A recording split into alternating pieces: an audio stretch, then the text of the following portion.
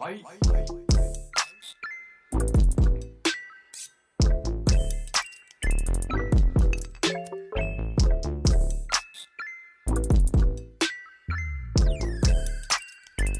Hello punters and welcome to another episode of the Polo Punt Club Podcast.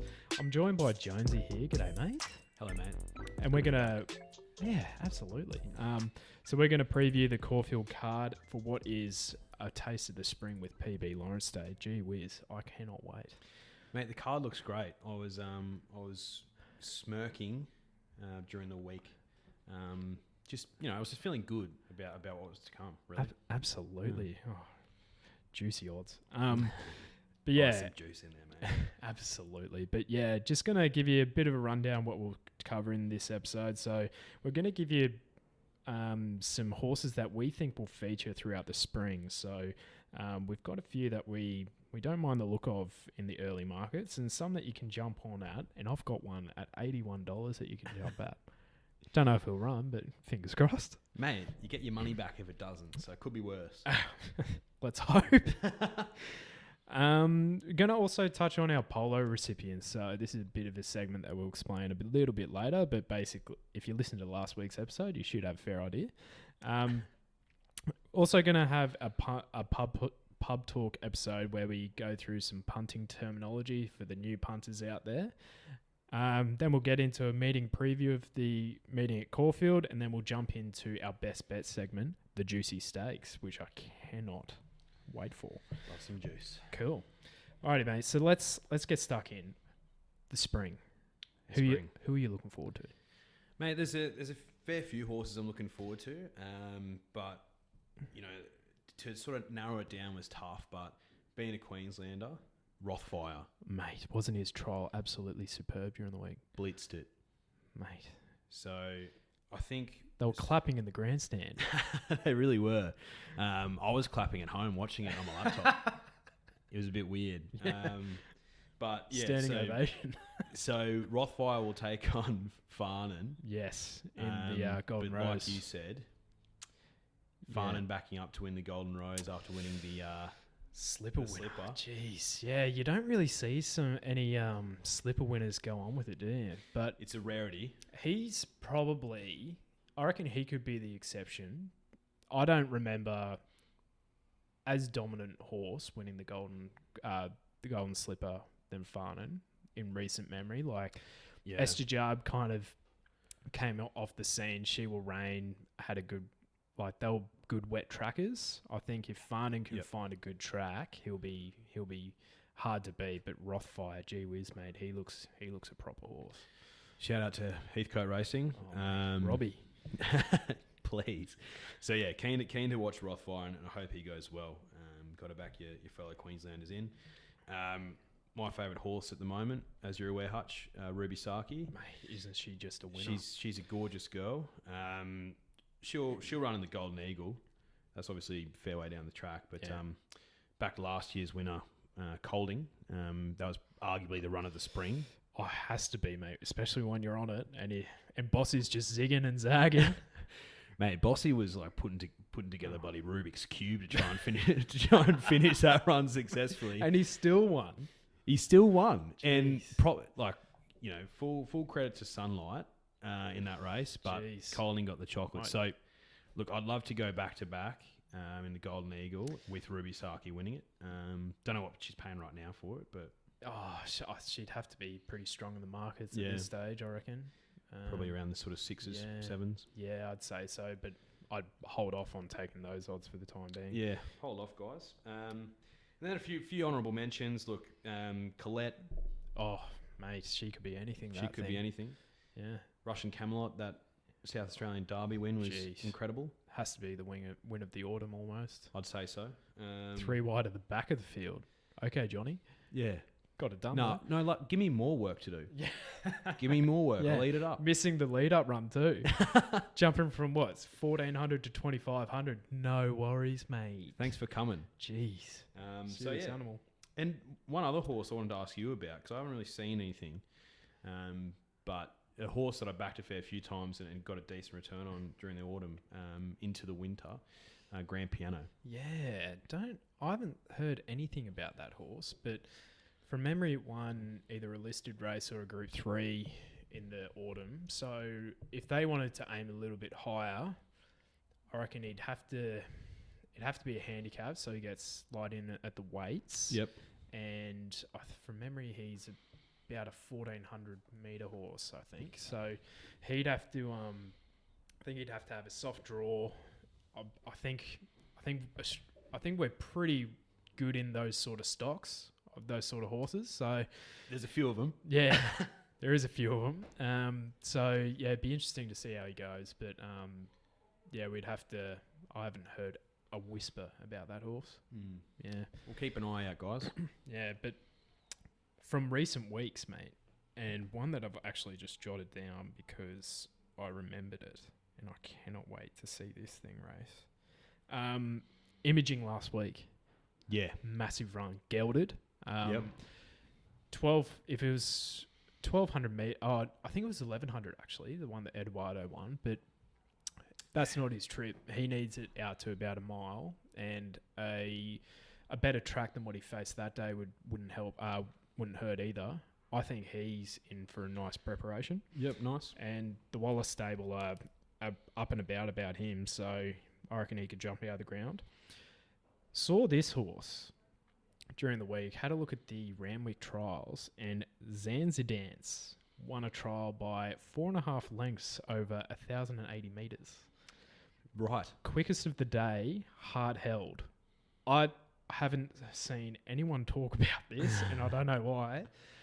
I think this thing, wherever it goes, it has some strong form lines through Peltzer, who's strong in at a Golden Rose market, and I think Anders as well ran a couple lengths behind Anders, who absolutely blitzed him last week. The easiest win you'll see. It's a great run.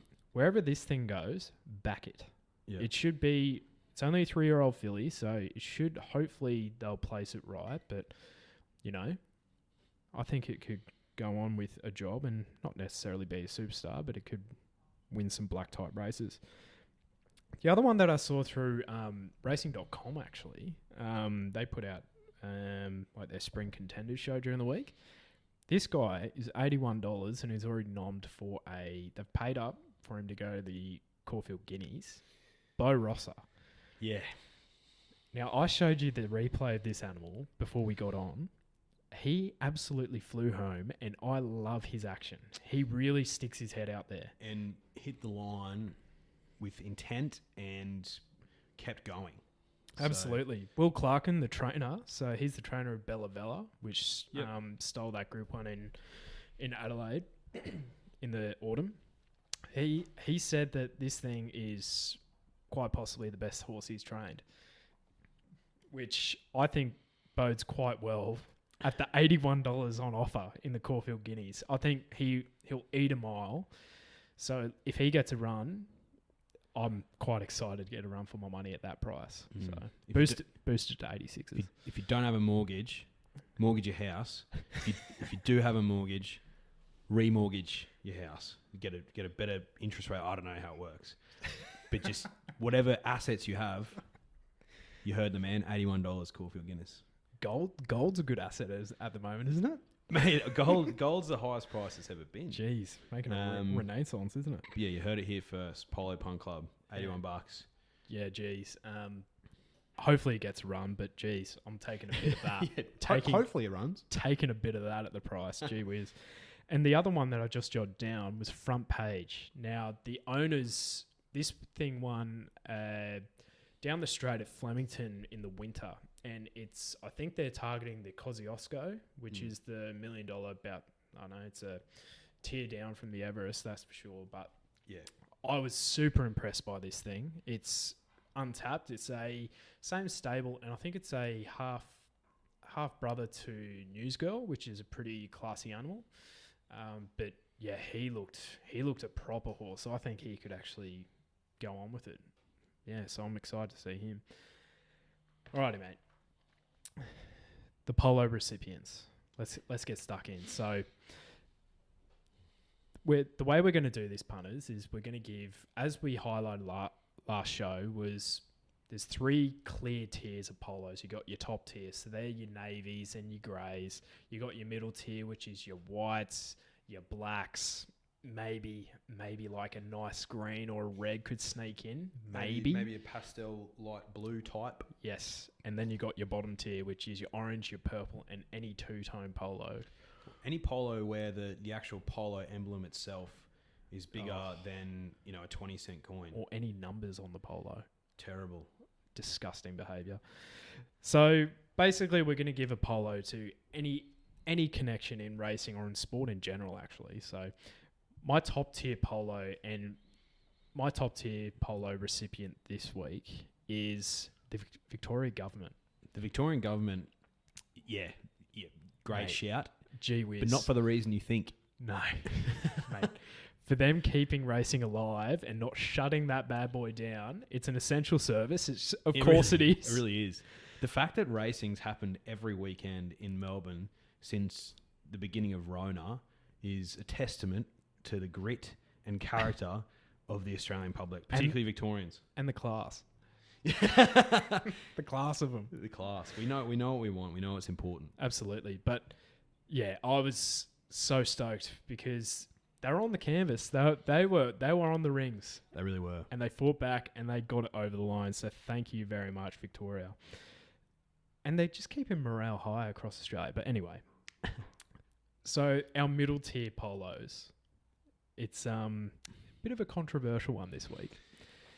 It's a big topic this week.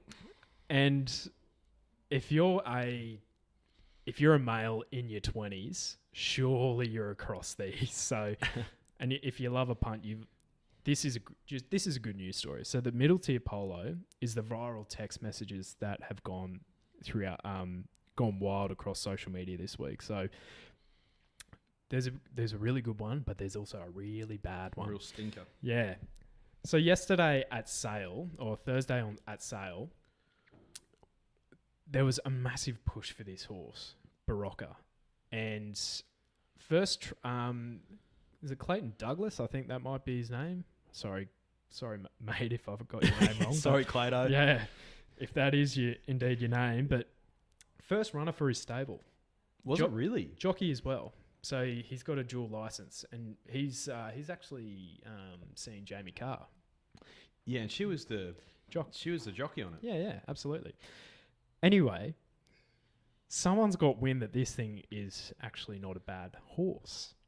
And a text message went viral, and I reckon half of Australia have got on this thing, and it's been pumped in from $6 into $1.70. Now, I've seen some market moves in my time, but that is quite possibly the biggest. Especially because it's not on a Saturday. It's a Thursday. It's a Thursday. At sale in a maiden race. So all you punters sitting in the office, you're tricking your boss into thinking that you're busy working when really you're just punting at sale on Barocca. Good on you. I'm impressed. It's great to see. Yeah. Turn to profit. But, oh, gee, mate. And you should have seen the response on Twitter for this thing. They're praising it as the next Winx. Barocca, the next Winx. Oh, gee, yeah. Everyone was up and about, so good to see. So if that was the only viral text message this week, that would have been a top tier, no doubt. But then you have the other side. What could you possibly be talking about? Oh, God. Old Tony Seibold, eh? Tony Siebes. Oh, God. So I'll obviously caveat that we think that these text messages were abhorrent. They were disgusting of what happened. But gee whiz, there was some wild accusations going around about him. Mate, Anthony Seibold, a lot of you people out there prior to this week thought, oh yeah, embattled Broncos coach. Actually, the Wolf of Wall Street combined with Dan Bilzerian. This man, based on those texts, does not abide by the rules. He just does whatever he wants. No, and clearly they're all allegations which are completely unfounded at this stage. Yeah. But, I've actually done some research about this. Right. So, did you know, and a lot of our 5 listeners might not know this, but the Brisbane Broncos are actually a publicly listed company. They are. They're the only publicly listed football club or sporting club in Australia. Yes.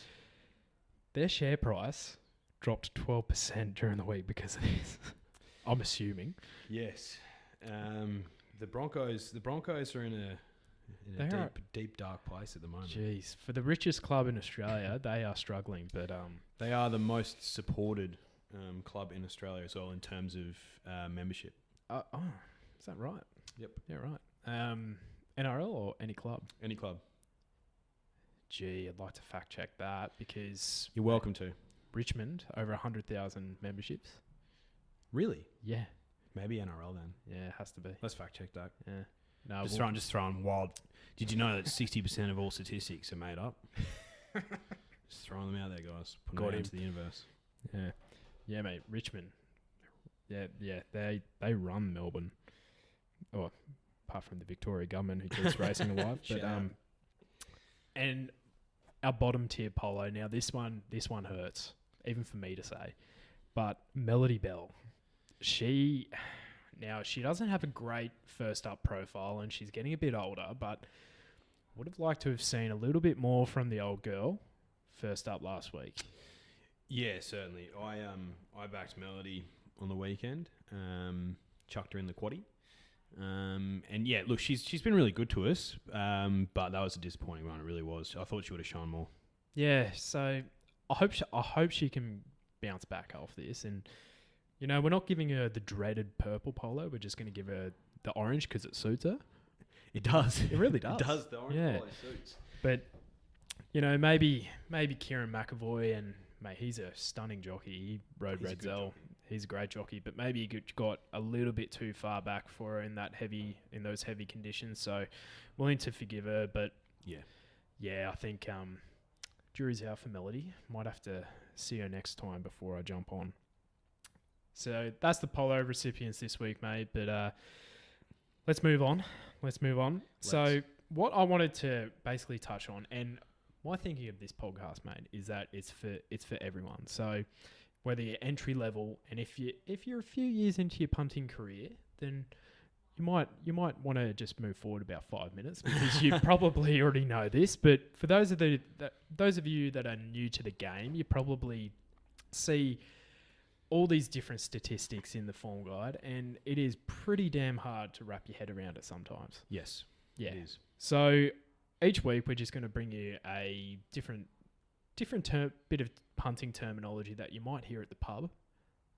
People, all these experts thrown around, and we'll give a bit more context behind it. So this week we're going to dissect what first up, second up, and third up is. So basically what this is when horses go for a spell, they go to the paddock, and I remember last year, Princess Jenny went to the paddock, and they can put on like 10 kilos in a week in the paddock. Which, yeah, wow. Yeah, so when they're out of work, they stack it on.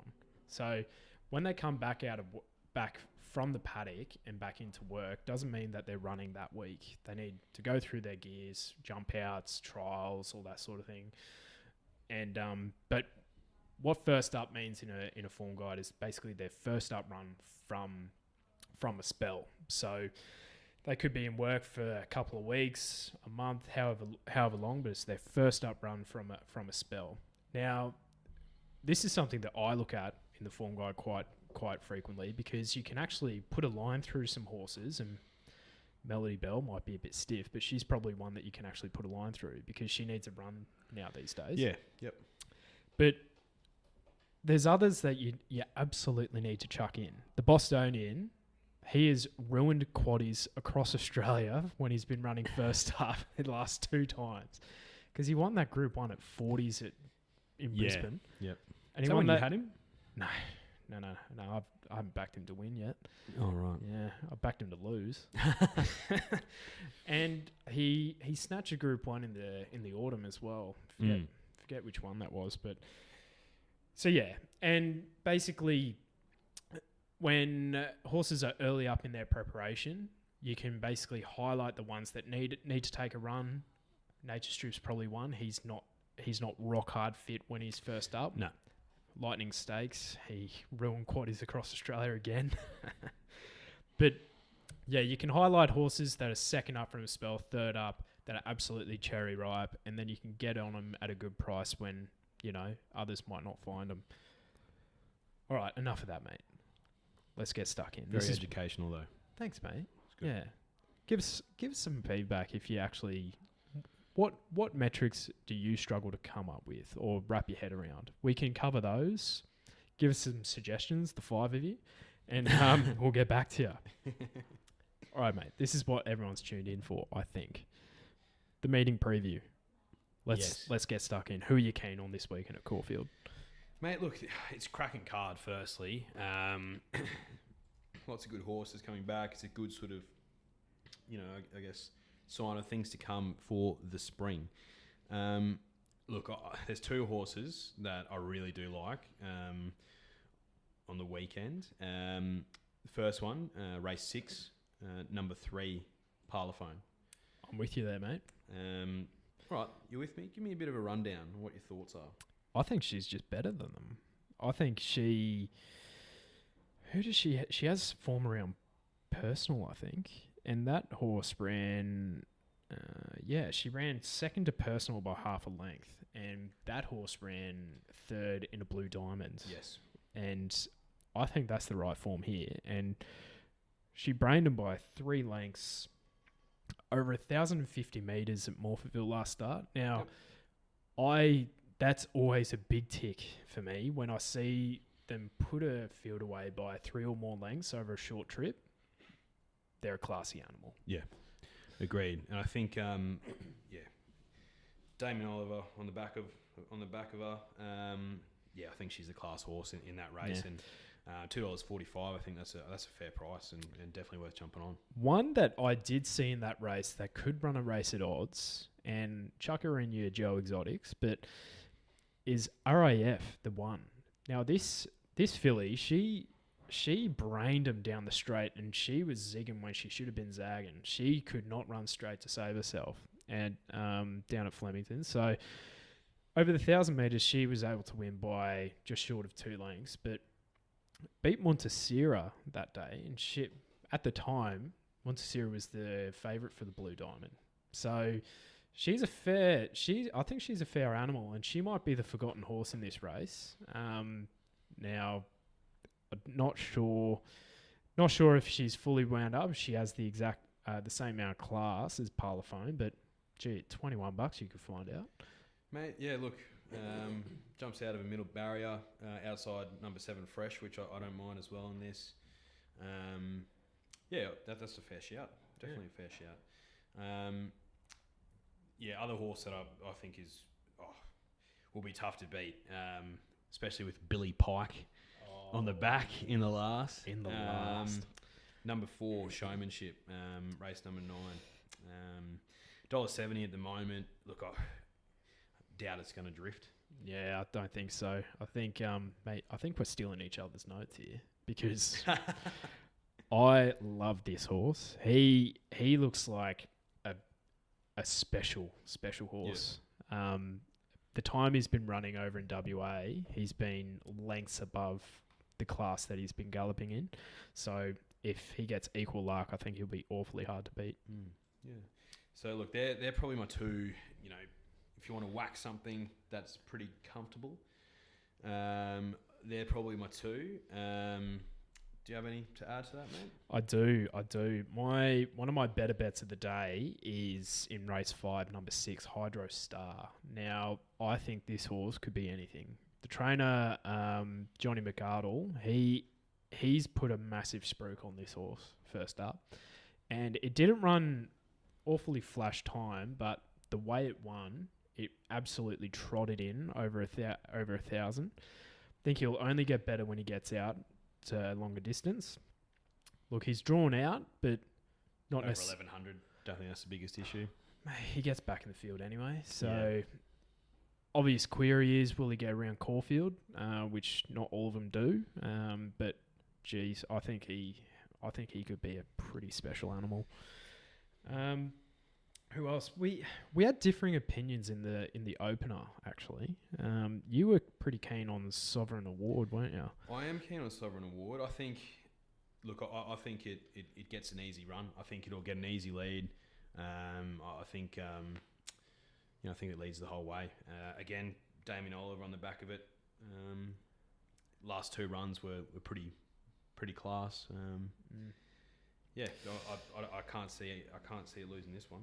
Yeah, I'm taking you on with the two Moscow Red at about.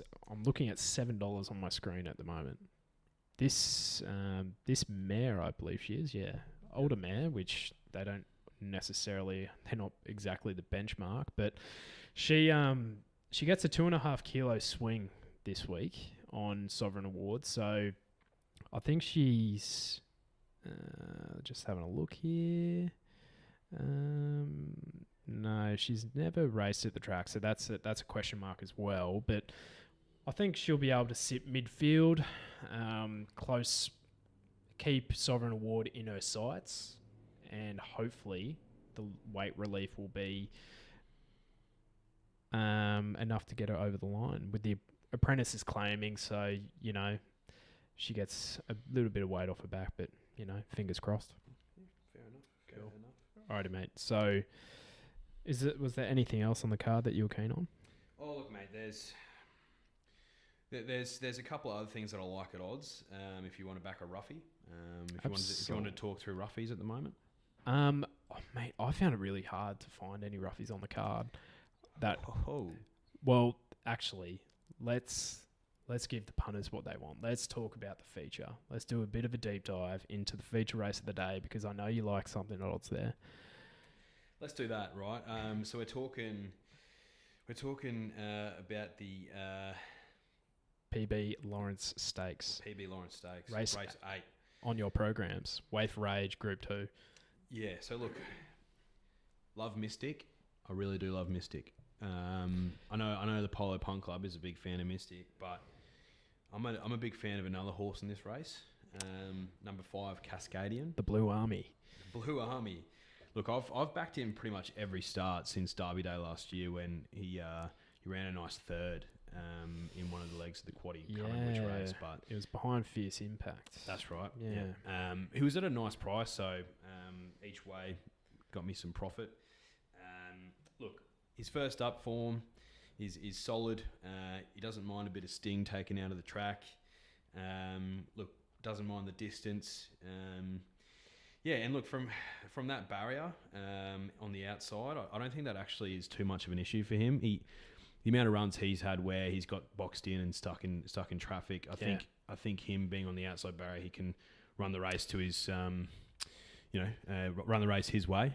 Especially with Ollie on his back. Ollie, master for riding him from behind. He always knows when to peel out, and hopefully you can give him a good steer, mate. We'd love that for the quaddie. $15, gee whiz. $15, and look, his closing sectionals are always really strong. He trialled well, so I think at that price I'm definitely going to have a throw at the stumps. Why not? I'm on Mystic. I think she's one of the. If she's not the best horse in the race, she's definitely in the top 2, I reckon.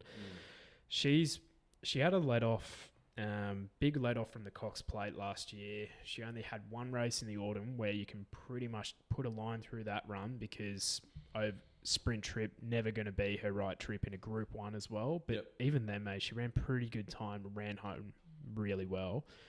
It was at the Valley, which is her favourite track. She won this race last year as well. Now, I think you have to go back about 50 years to find a horse that has won this back-to-back. So have to defy a bit of history. Going against history. But I think she can do it. I think she's just a stupid price. She's a class animal, and I was just about to say $4.20. Jeez. It's that sort of race, though. You got, looking through the field here, Regal Power will be... I think if he was second up here, second or third up over a mile, I would be backing him all day long.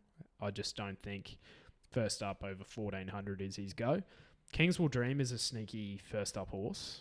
He what did he run first up in last time? Oh no, he's already round first up. So he's already. Oh, I'm looking at the wrong horse here. All right. Man, Arcadia Queen is good first up. Mate, yeah, but see, that's the thing. The CF4, that's what I'm thinking of for Kingswell Dream. Yeah, okay. Ran an absolute belter first up over 1400 again. So I think it's just going to be just short of his pet distance. But look for him throughout the spring at Wait for Age races.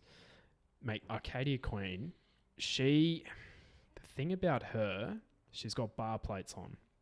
Now, she is a classy animal, and I just don't know if... I think the West have declared her as their Cox Plate horse, I think. Right. Her and Regal Power, they're aiming for the Cox Plate. I don't think that she'll be rock hard fit. She hasn't raced for 41 weeks. I just don't think she'll be good to go here. But I wouldn't be surprised if she blew away. She's that type of horse. Who else? I don't mind Streets of Avalon. I reckon he can run a sneaky race. He loves Caufield. Has drawn pretty soft. He should lob in the first half of the field and be pretty hard to get past. But other than him, Savatiano might run a good race. Yeah. But it's a great race. It's got a lot of talent in there, and it is one of those races where something like a Cascadian at 14s could steal it. I would love that. Would be good for the quaddie. Absolutely. Alrighty, mate. Let's get stuck into our best bets segment of the show, which is the Juicy Stakes. So, why we call it the Juicy Stakes? We love something at a juicy price. Yep. And about every race on a card is some sort of stakes race. So, why not combine the two? Shout out Macca. The juicy phrase has come from his affinity with back and roughies. Oh, mate. Shout out. Gee, we'll bring him to the people as well. The people deserve to hear from the great man himself. The J-Mac. Oh, gee whiz. All right. Okay. So what we're going to do in the Juicy Stakes, people, is we're going to give you each week now, ideally we'd have our best bet, best each way, and a roughie. Unfortunately, I could not find a roughie across Australia this weekend. So I can't give you a roughie, but I'll give you a next best, a best bet, and a best each way. But what we're going to do throughout the spring is we're gonna chuck our best bets in an all up, and we're gonna chuck $10 on it, and we're gonna donate the full amount that we win, or at least $10, through to Living Legends, who they actually look after the previous champions of Australian horse racing down in Victoria. So at the moment, they've got Apache Cat, who I think that boy won 5 Group 1s, which is crazy. Efficient, who's a classy animal. And one of Bradley's favourite horses, mate, Tommy Melbourne. God bless Tommy. Oh, God, we'll get Brad on to talk Tom Melbourne one day. He loves that horse. But yeah, so We'll get our best bets out there, but we'll also donate some money to a good cause. And, you know, these horses have done so much for us throughout the journey, so the least we can do is give a little bit back. Cool. Alrighty, mate. So give us your best roughie of the day. Mate, in Caufield still. So I really like the thing in race 4, number 1, Sound. Currently at 26s. Now, obvious query is the distance.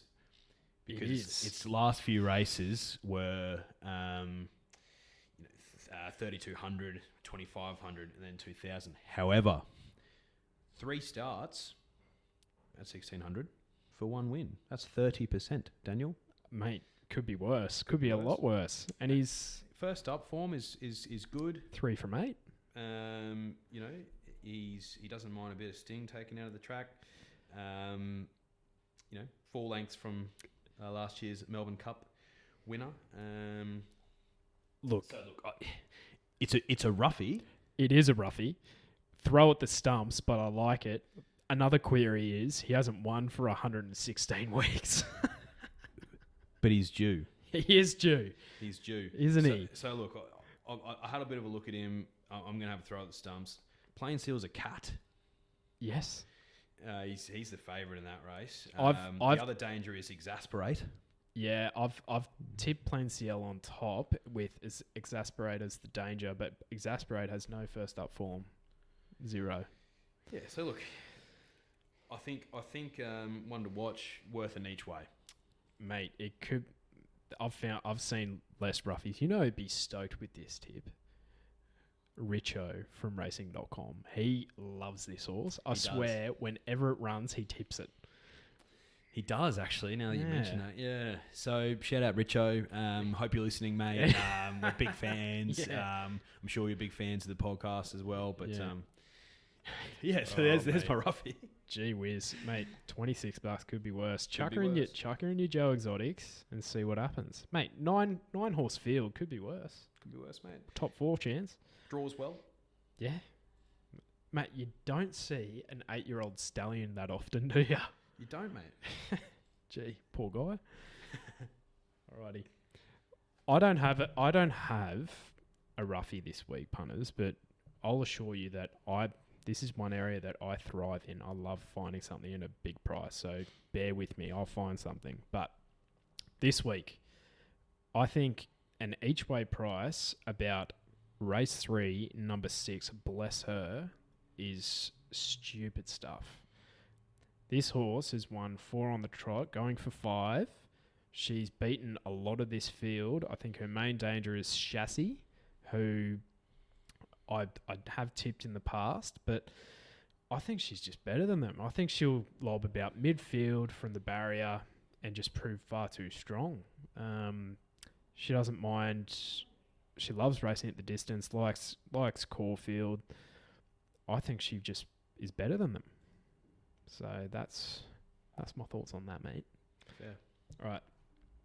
Alrighty, mate. Do you have a best each way for me?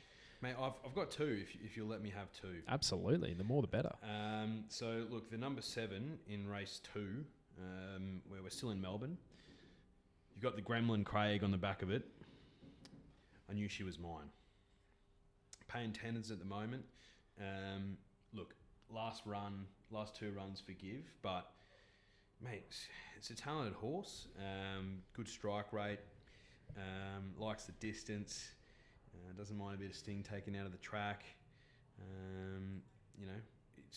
It's a leader, so it'll give itself a good opportunity from that barrier. Craig's the leading jockey down in Victoria at the moment, so he's in good form. Absolutely.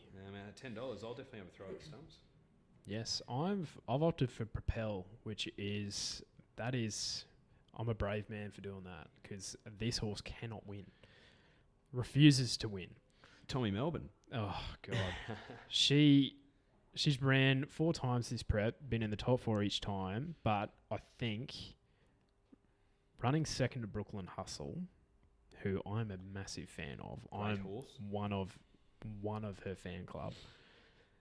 I think that's the right form. I feel like the inside barrier might help her. She could sit midfield instead of getting too far back. Yep. I think she could feature. Yep. The other horse that I like at an each way price, as we mentioned earlier, Cascadian. I think Cascadian's a good animal. $14. It's a great race, no doubt about it.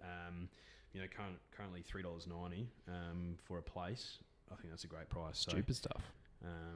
Punters, if you want to have an each way, definitely jump on Cascadian. Stacked race that, but he's a good animal.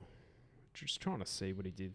He ran second first up last prep in the autumn. So who ran first there? Special Reward, that race. Yeah. Oh, God, that knocked us out. Cascadian had a lot to do and found every bit of traffic he possibly could. Yeah. 1,200, so 1,400 would suit him too, first up. So yeah, no, I like it. Like it a lot. Alrighty, mate. I feel like I think we're on the same page for this one. We're singing from the same hymn book here. Yeah. The best of the day. Mate, you can't go past Billy Pike. You can't. In the last. Usually, Pikey in the last is something synonymous with a Western Australian track. However, mate, that translates over here. Of course it does. Especially when he's on the WA Galloper. Exactly. So yeah, look, showmanship in the last. I think it's a class animal. Like, Absolutely. safe as houses.